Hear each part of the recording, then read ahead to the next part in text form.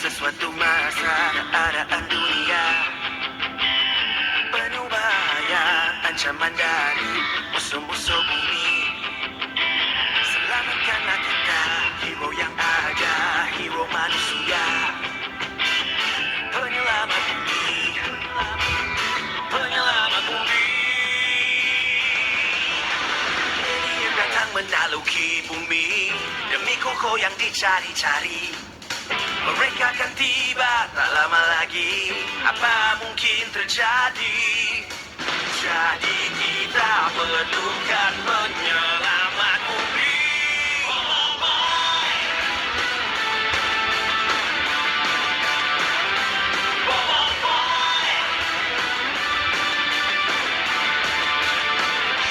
Bobotoy, Alif,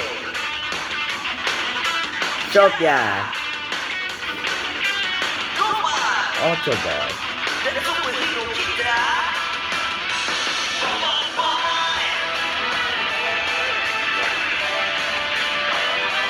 Bobotoy,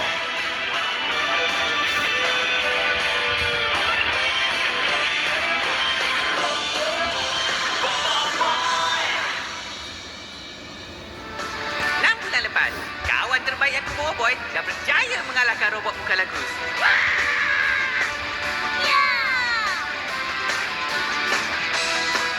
Badan muka dudu, robot rosak, kapal angkasa pun dah hilang. Yang tinggal hanya sudi elektrik je. Semua kapal angkasa aku sampai dah masuk di elektrik je. Tapi lepas je Bobo Boy kalahkan dudu, dia pun balik semula ke rumah dia. Hai, bila lah aku dapat jumpa Bobo Boy lagi ni?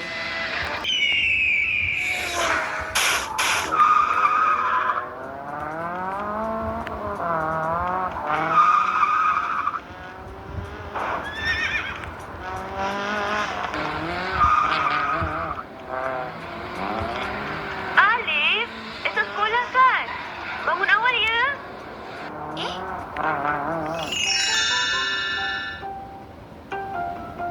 Sekolah? Baik, Mama. Hei.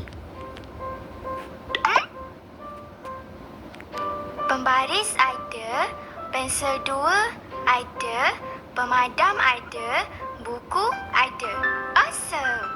Wah, cantiknya barang-barang Sofia. Ada pensel, buku, pemadam aiskrim dan rama-rama.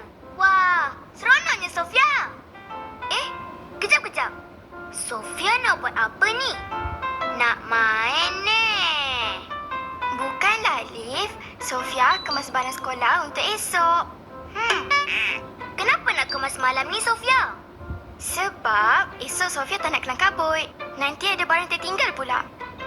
Lagi satu, kalau Alif nak tahu, sebelum pergi ke sekolah, kita kenalah sentiasa bersedia. Macam bangun awal. Bangun awal? Ya, Alif. Kalau kita nak bangun awal, kita kenalah tidur awal juga.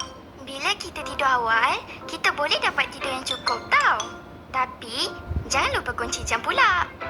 Oh, kalau kita tidur awal, nanti kita bangun pun mesti segar kan, Sofia? Betul tak? Awesome, Alif. Betul tu.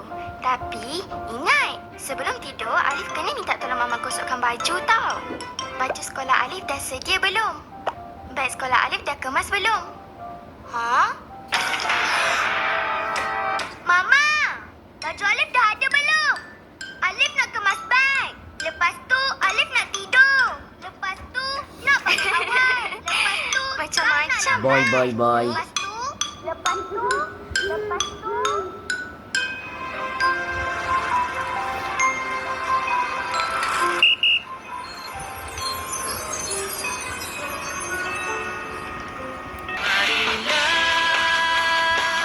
Kita pergi mengembara.